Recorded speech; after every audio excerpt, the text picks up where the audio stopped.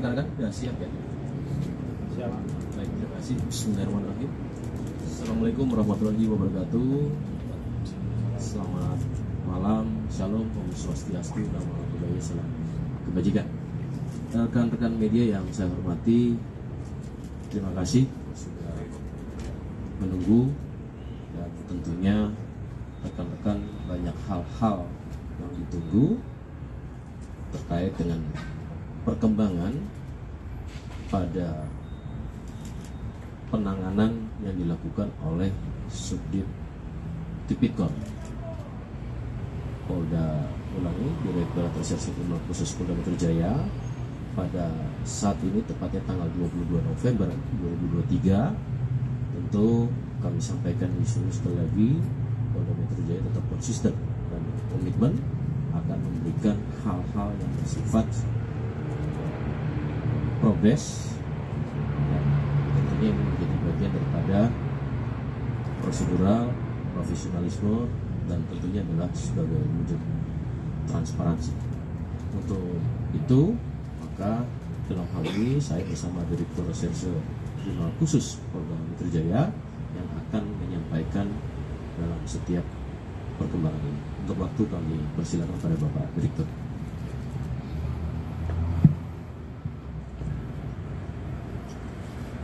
Assalamualaikum warahmatullahi wabarakatuh.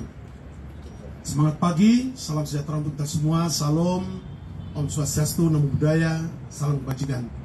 Saya hormati rekan-rekan media yang telah bersabar menunggu update terkait dengan kegiatan pendidikan yang dilakukan oleh tim penyidik gabungan Subdit Tipikor Ditreskrim Sus Polda Metro Jaya dan Ditipikor Bareskrim Polri.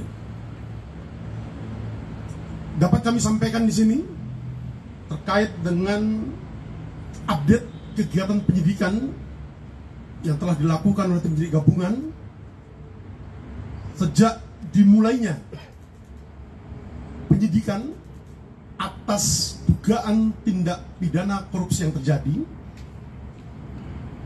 mendasari pada surat perintah penyidikan nomor SP Sidik 6715 10 Romawi Res 3.3 2023 Ditreskrim Sus tanggal 9 Oktober 2023. Adapun perkara yang dilakukan penyidikan terkait dengan dugaan tindak pidana korupsi berupa pemerasan atau penerimaan gratifikasi atau penerimaan hadiah atau janji oleh pegawai negeri atau penyelenggara negara terkait dengan penanganan permasalahan hukum di Kementerian Pertanian RI pada kurun waktu tahun 2020 sampai dengan tahun 2023. Sebagaimana dimaksud dalam pasal 12E kecil atau pasal 12B besar atau pasal 11 Undang-Undang Nomor 31 tahun 1999 tentang pemberantasan tindak pidana korupsi, sebagaimana yang diubah dan ditambah dengan Undang-Undang Nomor 20 tahun 2001 tentang perubahan Undang-Undang Nomor 31 tahun 99 tentang pemberantasan tindak pidana korupsi, junto pasal 65 KUHP yang terjadi di wilayah hukum Polda Metro Jaya pada sekira tahun 2020 sampai dengan tahun 2023. Adapun update kegiatan penyidikan yang telah dilakukan, yang pertama, telah dilakukan pemeriksaan terhadap 91 orang saksi sejak dimulainya penyidikan tanggal 9 Oktober 2023. Kemudian yang kedua, telah dilakukan penggeledahan di 2 tempat Yang pertama adalah di rumah Jalan Kertanegara nomor 46, Kelurahan Rawa Barat, Kecamatan Kebayoran Baru, Kota Jakarta Selatan. Dan rumah Gardenia Villa Galaxy A2 nomor 60, Kelurahan Jagastia, Kecamatan Bekasi Selatan, Kota Bekasi Selatan.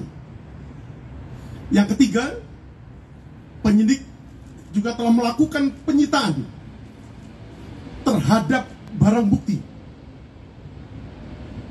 Berikut data elektronik dan dokumen elektronik yang ada di dalamnya, yang meliputi: 1. Dokumen penukaran falas dalam pecahan SGD dan USD dari beberapa outlet money changer dengan nilai total sebesar 7.468.711.500 rupiah sejak bulan Februari 2021 sampai dengan bulan September 2023. 2. Penyitaan juga dilakukan terhadap turunan atau salinan berita acara penggeledahan, berita acara penyitaan, berita acara penitipan temuan barang bukti, dan tanda terima penyitaan pada rumah dinas Menteri Pertanian RI yang di dalamnya berisi lembar disposisi pimpinan KPK dengan nomor agenda LD 1231 tanggal 28 April 2021. Yang ketiga, dilakukan penyitaan terhadap pakaian, sepatu, maupun pin yang digunakan oleh saksi SEL saat pertemuan di Gortanggi bersama saudara FB pada tanggal 2 Maret 2022. Yang keempat, juga telah dilakukan penyitaan terhadap satu external hard disk atau SSD dari penyerahan KPK RI berisi turunan ekstraksi data dari barang bukti elektronik yang telah dilakukan penyitaan oleh KPK RI. Kemudian yang kelima, juga telah dilakukan penyitaan terhadap ikhtisar lengkap LHKPN atas nama FB pada periode waktu mulai tahun 2019 sampai dengan tahun 2022. Juga dilakukan penyitaan terhadap 21 unit handphone dari para saksi, kemudian 17 akun email, 4 unit flash disk, 2 unit kendaraan bermotor roda 4, 3 e-money, kemudian 1 buah kunci atau remote keyless warna hitam bertuliskan Land Cruiser, kemudian 1 buah dompet yang bertuliskan Lady Americana USA berwarna coklat yang berisikan 1 lembar Holiday Gateway voucher 100.000, Spiral Care Traveloka. Kemudian selanjutnya juga dilakukan penyitaan terhadap 1 buah anak kunci gembok dan berikut gantungan kunci berwarna kuning berlogo atau bertuliskan KPK atau Komisi Pemberantasan Korupsi, serta beberapa surat ataupun dokumen lainnya dan barang bukti lainnya. Selanjutnya, penyidik juga telah melakukan pemeriksaan digital forensik terhadap semua barang bukti elektronik yang telah dilakukan penyitaan oleh penyidik.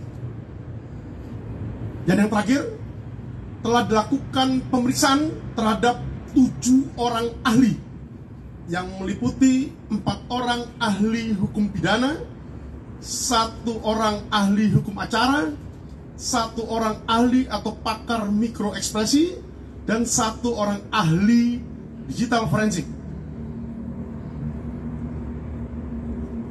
Selanjutnya, berdasarkan fakta-fakta penyidikan, maka pada hari Rabu, hari ini, tanggal 22 November 2023, sekira pukul 19.00, bertempat di ruang gelar perkara di Treskrimsus Polda Metro Jaya, telah dilaksanakan gelar perkara dengan hasil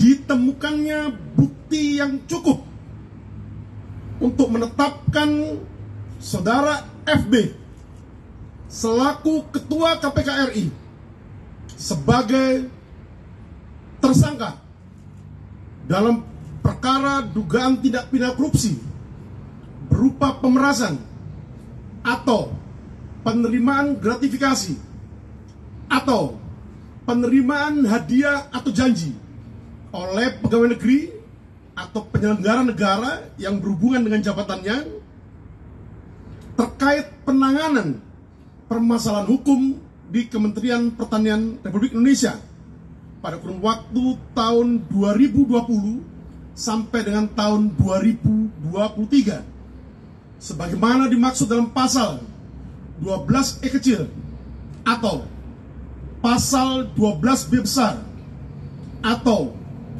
pasal 11 Undang-Undang Nomor 31 tahun 1999 tentang pemberantasan tindak pidana korupsi sebagaimana yang diubah dan ditambah dengan Undang-Undang Nomor 20 tahun 2001 tentang perubahan atas Undang-Undang Nomor 31 tahun 1999 tentang pemberantasan tindak pidana korupsi, junto pasal 65 KUHP yang terjadi di wilayah hukum Polda Metro Jaya pada sekira tahun 2020 sampai dengan tahun 2023. Adapun rencana tindak lanjut penyidikan yang akan dilakukan oleh tim penyidik gabungan, yang pertama, melengkapi administrasi penyidikan pasca atau setelah dilakukannya gelar perkara penetapan tersangka pada malam hari ini.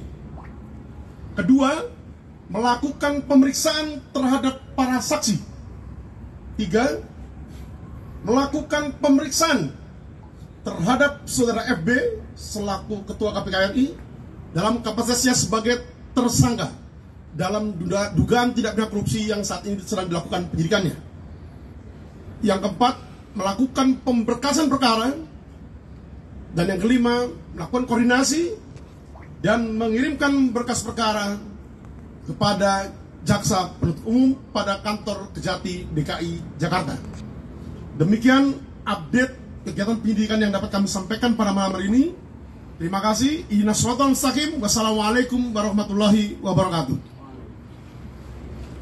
Baik rekan-rekan, itu yang telah disampaikan ya terkait dengan hasil kegiatan penyidikan hari ini, dan tadi juga sudah disampaikan tindak lanjutnya. Saya rasa sudah cukup bisa memberikan penjelasan kepada rekan-rekan media, dan saya ucapkan terima kasih atas pelaksanaannya. Sekian, wabillahi taufiq hidayah. Assalamualaikum warahmatullahi wabarakatuh. Terima kasih. Ancaman hukumannya Pak, izin Pak.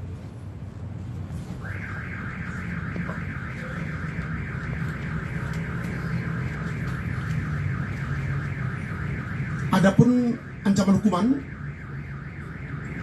dari pasal 12E tentang Undang-Undang Pemberantasan Undang-Undang tentang Pemberantasan Tindak Pidana Korupsi, pegawai negeri atau penyelenggara negara yang dengan maksud menguntungkan diri sendiri atau orang lain secara melawan hukum atau dengan menyalahgunakan kekuasaannya memaksa seseorang memberikan sesuatu, membayar atau menerima pembayaran dengan potongan atau mengerjakan sesuatu bagi dirinya sendiri.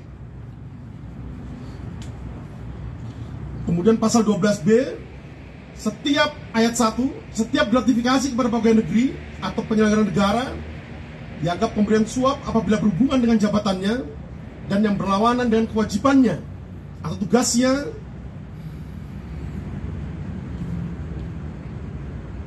dan terkait dengan pasal 12B ayat 1, di ayat 2-nya disebutkan bahwa pidana bagi pegawai negeri atau penyelenggara negara sebagaimana dimaksud dalam ayat 1 dipidana penjara seumur hidup atau pidana penjara paling singkat 4 tahun dan paling lama 20 tahun, dan pidana denda paling sedikit 200 juta rupiah dan paling banyak 1 miliar rupiah. Sedangkan untuk pasal 11 dipidana dengan pidana penjara paling singkat 1 tahun dan paling lama 5 tahun, dan atau pidana denda paling sedikit 50 juta rupiah dan paling banyak 250 juta rupiah bagi pegawai negeri atau penyelenggara negara yang menerima hadiah atau janji padahal diketahui atau patut diduga bahwa hadiah atau janji tersebut diberikan karena kekuasaan atau kewenangan yang berhubungan dengan jabatannya, atau yang menurut pikiran orang yang memberikan hadiah atau janji tersebut ada hubungannya dengan jabatannya. Saya kira itu rekan-rekan, terima kasih. Pak, apakah ada rencana pencegahan FB ke luar negeri pasca penetapan sebagai tersangka? Kami rasakan tadi tindak lanjut sudah disampaikan, ya.